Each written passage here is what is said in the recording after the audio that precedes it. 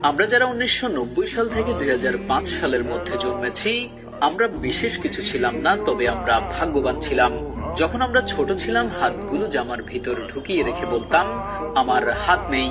একটা কলম ছিল যার 4 রকমের কালি ছিল, আর তার 4টা বোতাম একসাথে টেপার চেষ্টা করতাম। আর এই কলমটা যার কাছে থাকতো, তার ভাবসাবি থাকতো অন্যরকম।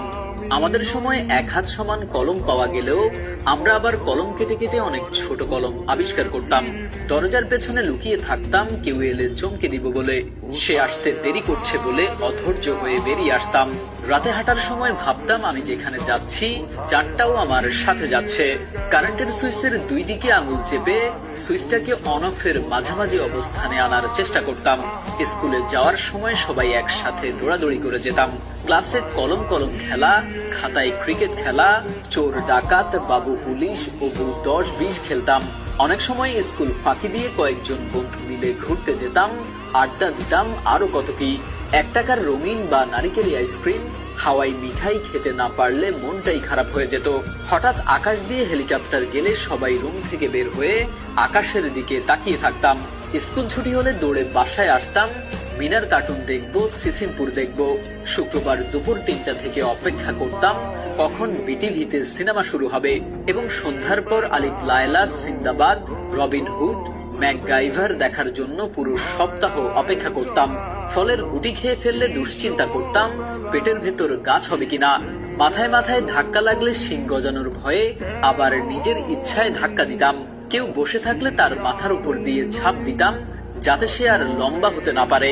বিকেলে কুতকুত, কানামাছি, গোল্লা ছুট, বৌচি, হাডুডু, কাবাডি, দাঁড়িয়াবান্ধা, ডাঙ্গুলি, গোল্লা ছুট, দড়ি লাফানো, চেয়ার সিটিং, কানামাছি, ওপেন বায়োস্কোপ, এক্কা দোক্কা, রামসাম, যদুমধু, চোর ডাকাত, মার্বেল। সাত ছাড়া না খেললে বিকেলটাই যেন মাটি হয়ে যেত। কেউ একবার কোনো কিছু খেতে দিলে আরো একবার চেয়ে বসতাম, আর না দিলে বলতাম পানিতে পড়ে যাবি।